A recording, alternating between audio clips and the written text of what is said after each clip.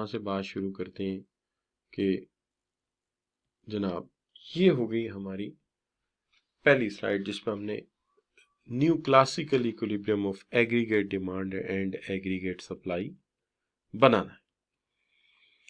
लेकिन new classical equilibrium of aggregate demand and aggregate supply बनाने से पहले मुझे कुछ ज़रूरी चीज़ बतानी वाली है। बड़ी साफ और क्लियर सी बात है, वो ये है कि माइक्रो इकोनॉमिक्स में एग्रीगेट माइक्रो इकोनॉमिक्स में डिमांड एंड सप्लाई सिर्फ आपका जो सप्लाई है सिर्फ एक होता है और डिमांड भी एक ही होता है। लेकिन जब आप मैक्रो इकोनॉमिक्स में आते हैं तो यहाँ पे डिमांड कर्व एक होता है लेकिन सप्लाई कर्व दो होते हैं। ये बात कुछ ज्यादा मुश्किल नहीं है। असल में जिन लोगों ने ये कॉन्सेप्ट बनाया है इकोनॉमिस्ट ने, वो ये कहते हैं कि जिस तरह आपकी गाड़ी में एक हाईएस्ट स्पीड होती है, इस तरह इकोनॉमी की कैपेसिटी भी स्टूडेंट को बतानी जरूरी होती है कि ओवरऑल कैपेसिटी ऑफ इकोनॉमी जो है वो कितनी है। इससे उनके ख्याल में ये बात हमें क्लियर करानी चाहिए आप लोगों को। इसलिए मैं यहाँ पे बताता हूँ कि ये लोग क्या करते हैं। ये लोग जो है वो दो तरह की सप्लाई कर्व बनाते हैं, एक शॉर्ट रन और एक लॉन्ग रन। जो अभी हमने बनाई थी उसको वो शॉर्ट रन कहते हैं, और ये जो अभी मैं बनाने जा रहा हूँ आपके सामने ये लॉन्ग रन है। पहले तो इसकी शक्ल बनाते हैं, फिर बात करते हैं कि इसका मतलब क्या है। तो मैं लिखता हूँ रियल आउटपुट, यहाँ पे लिखता हूँ प्राइस लेवल। जाहिर बात है आपको ये बात सबसे पहले यहाँ बयान करनी चाहिए कि एक्स एक्सिस पे रियल आउटपुट है और वाई एक्सिस पे प्राइस लेवल है। यहाँ जो इसकी long run aggregate supply curve है वो ये है। This is long run aggregate supply curve. यहाँ पे एक वाई एफ साइन है। ये जो long run aggregate supply curve है ये क्या चीज है।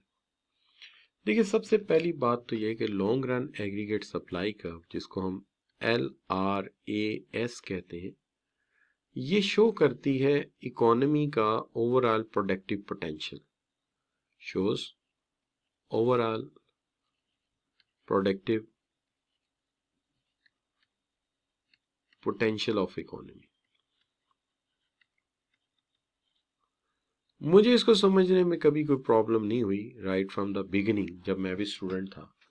इसलिए कि मेरे ज़हन में फौरी तौर पे आया कि जब मैं गाड़ी चलाता हूँ तो गाड़ी चलाते हुए यहाँ पे 140 के ऊपर आके एक मैक्स साइन लिखा होता है। ये मैक्स साइन ये होता है कि इसके आगे तुम्हारी गाड़ी का इंजन तुम्हें सपोर्ट नहीं करेगा। अगर तुम इससे आगे जाओगे तो you will going to damage it, आप इसको डैमेज करोगे। तो ये इसकी मैक्सिमम कैपेसिटी। इसका मतलब हरगिज नहीं कि गाड़ी 150 पे 160 पे जा नहीं सकती, आप ले जा सकते हैं। इस तरह इकोनॉमी भी उससे ऊपर ले जाने की आप ट्राई मार सकते हैं, लेकिन उसमें नुकसान है, फायदा नहीं है।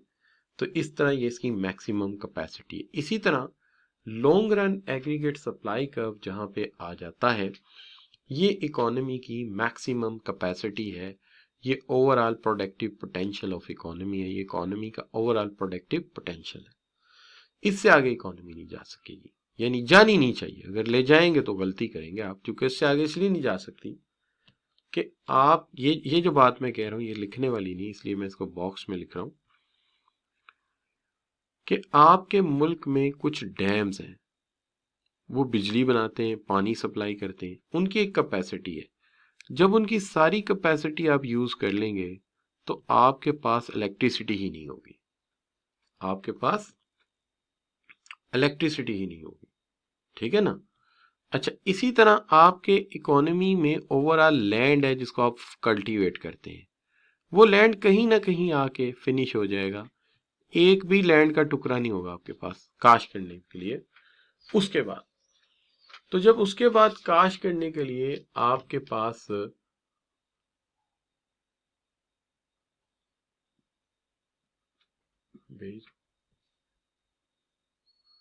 तो उसके बाद जो है अल्टीमेटली जो है वो आप ये कहते हैं कि डैम है, लैंड है, उसके बाद आपके पास कोई ओवरऑल कैपेसिटी ही नहीं होगी, तो फिर आप क्या करेंगे। तो लिहाजा आप ये कह सकते हैं कि you see dams, land finish हो गया, मजीद काश करने के लिए ज़मीन ही नहीं, तो मैं कहाँ से गंदम लाऊंगा? इसका मतलब है मेरी फुल कैपेसिटी यूज़ हो गई। इसी तरह सारे डैम्स की बिजली कंज्यूम हो गई, तो मेरे पास मजीद इलेक्ट्रिसिटी नहीं है, मैं प्रोडक्शन कहाँ से लाऊंगा जी? लिहाजा इसी तरह ये इकोनॉमी की कैपेसिटी है। इसलिए इसको आम तौर पे लोग जो है इस वाई एफ को, ये एफ का मतलब है ये इस इकोनॉमी का फुल एम्प्लॉयमेंट लेवल है। आप बेशक इसको फुल कैपेसिटी कह दीजिए या फुल एम्प्लॉयमेंट लेवल कह दीजिए, दोनों बातें एक ही है। तो ये फुल पोटेंशियल ऑफ इकोनॉमी है या ये फुल एम्प्लॉयमेंट लेवल है, इससे आगे इकोनॉमी की रोजगार नहीं दे सकती, तो ये इसकी फुल कैपेसिटी है, इकोनॉमी की ये फुल कैपेसिटी है। लिहाजा हम इसे कहते हैं कि हमारा long run aggregate supply curve, ये हमारा long run aggregate supply curve, this is what we can say. तो यहां तक पहले तो आपको ये कॉन्सेप्ट समझ आना चाहिए कि what it is really meant, इसका मतलब क्या है, तो फिर बाकी चीजें जो है वो इजी हो जाएंगी आपके लिए। तो just I want to ask कि यहां तक क्लियर? वो ये कहते हैं कि ये जो long run aggregate supply curve है ये शिफ्ट भी हो सकता है। मैंने इस पे बड़ा गौर किया कि जब पूरी कैपेसिटी इस्तेमाल हो गई तो शिफ्ट कैसे हो सकता है। अच्छा, इस पे बात हुई मेरी एक इकोनॉमिस्ट के साथ, मैंने उसके साथ बड़ी बहस की। मैंने कहा सर जब कैपेसिटी ही आपने कहा कि पूरी हो गई है तो फिर ये इसके आगे जाने का क्या तुक बनता है? तो उन्होंने बड़े आसान अल्फाज में मुझे मिसाल दी, तो जो मुझे मिसाल दी वो मैं आपको दे देता हूँ आगे। वो मिसाल उन्होंने ये दी कि मुझे ये बताओ कि फर्ज करो कि तुम कराची गए हो जी, कराची गए हो, कराची के साहिल पे तुम खड़े हो, अचानक तुम देखते हो कि पानी की लहरें बहुत ऊपर गई हैं और वहां पे रेत ऊपर आना शुरू हो गई, बहुत दूर, समुंदर पे नहीं, साहिल पे नहीं, दूर कहीं। तो आप अचानक देखते हो कि वहां एक पहाड़ सा बन गया। तो आप हैरान होते हो कि वहां तो जजीरा नमूदार हो गया। आप फौरन जैसे ही लहरें संभलती हैं कश्ती कराते हो और कश्ती करा के वहां आप चले जाते हो, कश्ती करा के आप वहां चले जाते हो कि चलो यार देखते हैं क्या चीज है। आप वहां पहुंचते हो, आप देखते हो कि यार ये तो बड़ा खूबसूरत सा पहाड़ बन गया अंदर, और आप जैसे उसके ऊपर जाते हैं आपका पैर खड्डे में पड़ता है और एकदम आप गिरने लगते हैं। लेकिन जो मल्लाह होता है, जो सैलर होता है, वो आपको उठा लेता है। नीचे देखते हैं क्या है कि एकदम से कोई स्मेल सी आनी शुरू हो जाती है। आप देखते हैं वो ये क्या है, पता लगता है नीचे से गैस निकल आई। उसके आगे जाते हैं तो एक गार सी पड़ी हुई है, एक अजीब सी चीज है, आप स्मेल करते हैं तो वो उसमें से पेट्रोल की स्मेल आती है, पता लगता है ऑयल निकला है। ठीक है, उसके आगे जाते हैं फिर खड्डे में पैर पड़ता है आपका, आपको जो सेलर मैन है फिर संभालता है, आप नीचे देखते हैं सोने की कान है। तो अगर इस तरह की सिचुएशन हो जाए तो तुम खुद बताओ कि long run aggregate supply curve left वहीं रहेगा या राइटवर्ड चला जाएगा? तो आप कहेंगे सर किधर जाएगा जी, आप खुद बताएं। ये राइटवर्ड चला जाएगा। अभी हमने उतने ही आपसे कहा था कैपेसिटी, हमने कहा था कि फुल एम्प्लॉयमेंट लेवल है, उसका हमने मान लिया था फुल कैपेसिटी है। लेकिन अल्लाह के कामों पे आगे कौन बंद बांध सकता है? तो अगर नेचुरल रिसोर्सेज दरियाफ्त हो गए तो इसको आगे जाना पड़ेगा, ये राइटवर्ड शिफ्ट हो जाएगा, सीधी बात। अब इसी तरह तुम कोई लॉन्ग टर्म प्लानिंग कर लो, तुम कोई लॉन्ग टर्म प्लानिंग कर लो, कोई ऐसी प्लानिंग पढ़ लो कि आप कहते हो कि आप अपने इंफ्रास्ट्रक्चर को बढ़ा दोगे, यानी तुम जो है वो डैम बना लोगे। आप मुझे बताओ कि जब तुम इंफ्रास्ट्रक्चर ही आगे बढ़ा दोगे, डैम्स ही बना दोगे, कि दया मीर भाषा डैम बना दिया, उसके आगे आपने जनाब जो है वो वार्षिक डैम बना दिया या धासु डैम बना दिया, तो आप मुझे बताएं कि बिजली बढ़ गई तो क्या ये राइटवर्ड जाएगा कि नहीं जाएगा? तो ये राइटवर्ड जाएगा क्योंकि बिजली ज्यादा प्रोड्यूस कर दी आपने। ठीक है जी।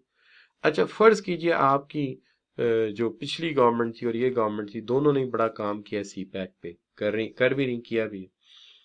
अगर फर्ज कीजिए कोई ऐसा निजाम आ जाए कि जनाब ये लोग एजुकेशन रेवोल्यूशन ले आए, तमाम लोग जिन्होंने मास्टर्स किया हुआ उनको कहे चलो जी पीएचडी करो, जिन्होंने सीए इंटर किया हुआ सीए करो, तो इससे ह्यूमन कैपिटल बढ़ जाएगा। आप मुझे ये बताइए कि जब आपके मुल्क में बेहतरीन न्यूरो सर्जन होंगे, बेहतरीन कार्डिक सर्जन होंगे, बेहतरीन पीएचडी होंगे, बेहतरीन चार्टर्ड अकाउंटेंट होंगे, तो बाहर से असाइनमेंट और पढ़ने वाले बच्चे यहां से बाहर जाएंगे कि उन बाहर के बच्चे हमारे पास पढ़ने आएंगे? आप खुद बताइए। है ये लंबा काम। देखिए ना, पीएचडी 5 साल में तो कम से कम होती है, इसलिए लॉन्ग रन का काम है। डैम कम से कम 20 साल में बनता है, 10 साल में, 15 साल में बनता है, तो ये लंबा काम है।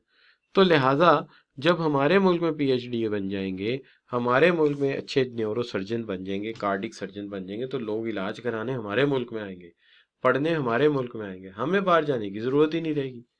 ठीक है जी। तो अब जरा मुझे ये बताइए कि एग्रीगेट सप्लाई कब राइटवर्ड जाएगा या लेफ्टवर्ड जाएगा या वहीं रहेगा? तो आप खुद मान लेंगे कि सर राइटवर्ड जा सकता है, डैम बना के देखें, इंफ्रास्ट्रक्चर बढ़ा के देखें, ह्यूमन कैपिटल बढ़ा के देखें, ये राइटवर्ड चला जाएगा, आपकी कैपेसिटी ऑफ प्रोडक्शन बढ़ जाएगी। ये है बात। लेकिन अगर आप एक फिक्स्ड इंफ्रास्ट्रक्चर पे देखेंगे तो वहां ये ठीक है, एक ही रहेगा, वहां फिक्स रहेगा।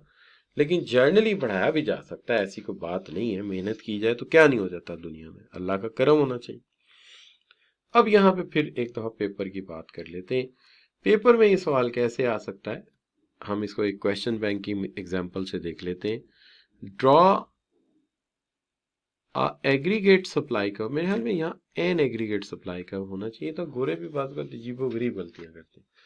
अच्छा, draw an aggregate supply curve, long run aggregate supply curve 2 marks के लिए तो किया जा सकता है, कोई ऐसा मुश्किल काम तो नहीं है।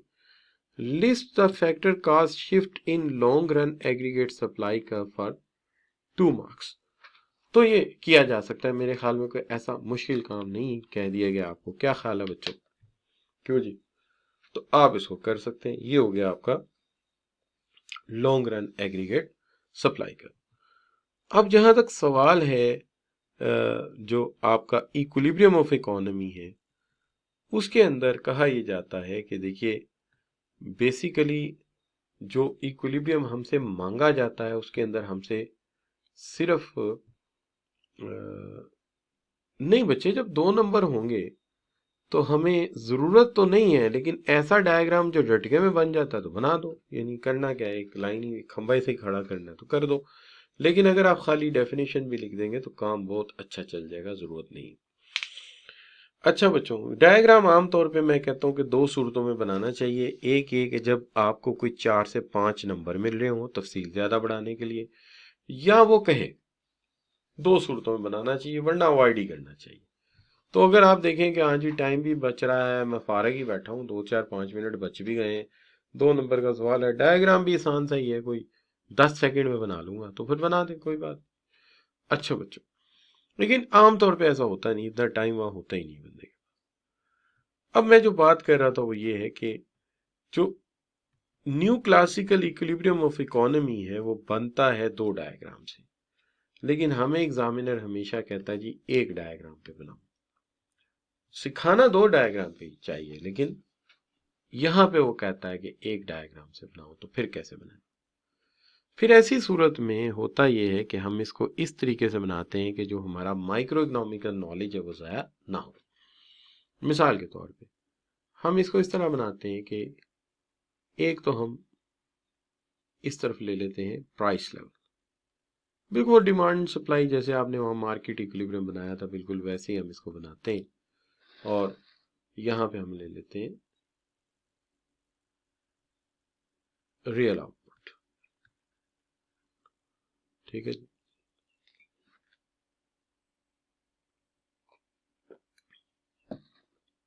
यहां पे हम ले लेते हैं रियल आउटपुट। अब जहां तक सवाल है इसके इक्विलिब्रियम का, तो हम एक इक्विलिब्रियम यहाँ पे बना देते हैं। यहाँ पे मैं ले लेता हूँ एग्रीगेट डिमांड, यहाँ पे मैं ले लेता हूँ एग्रीगेट डिमांड का, सही से बना देता हूँ। फिर आप कहेंगे यार सर भी अजीब है, इनको एक लाइन भी नहीं मारनी आती सीधी। तो मैं यहाँ पे एक एग्रीगेट डिमांड कर्व ले लेता हूँ। ये यहाँ पे मैंने ले लिया एग्रीगेट सप्लाई कर्व, हाल तो कि मेरे पास स्केल नहीं है इसलिए कोशिश कर रहा हूँ कि किसी तरह से सीधा बन जाए। सही, तो ये बन गया मेरा एग्रीगेट सप्लाई कर्व। ठीक है जी, इक्विलिब्रियम आ गया यहाँ पे, ये बन गया मेरा इकोनॉमी का इक्विलिब्रियम। यहाँ से मैंने ले लिया प्राइस लेवल, यहाँ से मैंने कर दिया रियल आउटपुट लेवल, ये P1 और ये Y1। लेकिन हम यहाँ पे long run aggregate supply curve को भी जाहिर करेंगे, यानी तीसरा कर्व भी इसके अंदर बनाएंगे और वो बनेगा long run aggregate supply curve. और कोशिश करेंगे थोड़ा सा फासला रख दें यहाँ से, यानी इक्विलिब्रियम से थोड़ा सा दूर बनाएं ताकि कोई एक आध डिस्कशन और भी हो जाए। ये बन गया आपका YF फुल एम्प्लॉयमेंट, यानी जानबूझ के उसको फुल एम्प्लॉयमेंट पे नहीं बनाया, उसको फुल एम्प्लॉयमेंट से थोड़ा दूर रखा, फुल कैपेसिटी से थोड़ा दूर रखा। तो सबसे पहला पॉइंट इसमें क्या आएगा वो तो आप बच्चे सारे जानते हैं। सबसे पहला पॉइंट तो ये आएगा कि यहाँ पे रियल आउटपुट जो है वो y एक्सिस पे है और प्राइस लेवल जो है वो P1 पे है। AD1 जो है हमारा एग्रीगेट डिमांड कर्व है और AS1 जो है हमारा एग्रीगेट सप्लाई कर्व है।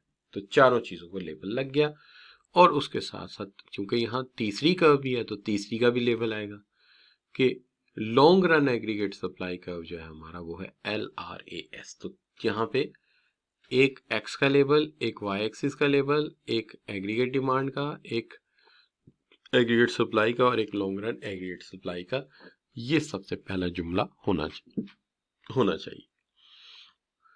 दूसरी बात हमें ये कहनी चाहिए कि जी इक्विलिब्रियम वहां हुआ है नहीं, बल्कि आप बताइए ना, मैं जो लिख रहा हूं मैं खप रहा हूं, मुझे आप बताइए कि इक्विलिब्रियम कहां पर हुआ है। मसला ये है कि एग्रीगेट डिमांड AD1 कट करती है या बराबर हो जाती है S1 के एट पॉइंट E और यहाँ पे प्राइस लेवल है P1 और रियल आउटपुट लेवल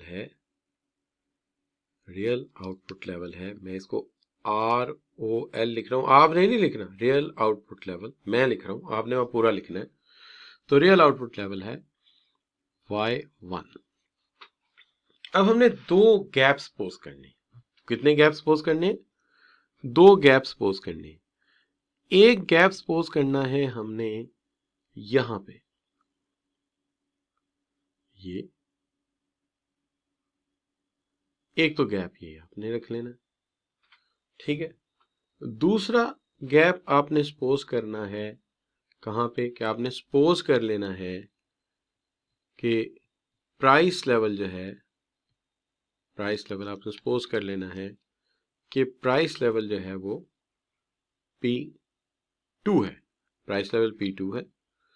अब प्राइस लेवल P2 है तो आप मुझे बताइए कि यहाँ पे एग्रीगेट डिमांड ज्यादा है या एग्रीगेट सप्लाई ज्यादा? जी शाबाश, क्या बताएंगे, क्या चीज ज्यादा? गैप का नाम रख देते हैं हम, फिर AB गैप रख देते हैं, चलो जी ये AB गैप है। तो आप मुझे बताओ कि कौन सी चीज ज्यादा? तो आप कहेंगे जी एग्रीगेट सप्लाई ज्यादा। तो यहां लिख देते हैं aggregate supply is greater than aggregate demand. ठीक हो गई बात? तो आप मुझे बताओ कि जब मुल्क में प्रोडक्शन ऑफ गुड्स ज्यादा होगी, गुड्स एंड सर्विसेज ज्यादा होंगी, खरीदी कम जाएंगी, तो प्राइस लेवल बढ़ेगा कि कम होगा? जी शाबाश। देखिए ना, आपने इसको कहा था, आपने बच्चों ने इसको कहा था, आपने कहा था कि यहाँ पे सरप्लस गैप होगा, ठीक है ना। तो हम इसको कहते हैं गुड्स रिमेन अनसोल्ड, यानी मैक्रो में आके सरप्लस की बजाय कह देते हैं गुड्स रिमेन अनसोल्ड, चीजें अनसोल्ड रह जाएंगी यानी सरप्लस हो जाएंगी, तो प्राइस लेवल गिर जाएगा। ठीक है जी। अच्छा, और बच्चों ये मुश्किल बात तो नहीं लग रही आपको? ये तो मैंने माइक्रो में कराई थी यार, चैप्टर नंबर 2 में आपको बड़ी अच्छी तरह। अब दूसरी बात जो है वो ये है कि अगर प्राइस लेवल मैं सपोज कर लेता हूं, प्राइस लेवल मैं सपोज कर लेता हूं कि वो है P0, तो यहाँ पे गैप बन जाता है ए डैश बी डैश, ए डैश बी डैश। तो यहाँ पे आपको फिर मुझे बताना पड़ेगा कि एग्रीगेट डिमांड ज्यादा है या एग्रीगेट सप्लाई ज्यादा है। क्योंकि मैंने सपोज किया है price level P not, aggregate demand ज्यादा है या एग्रीगेट सप्लाई ज्यादा है। तो आप सब बच्चे मुझे कह रहे हैं कि सर अब एग्रीगेट डिमांड ज्यादा है। तो एग्रीगेट डिमांड ज्यादा है तो बताइए प्राइसेस लेवल बढ़ेगा कि गिरेगा?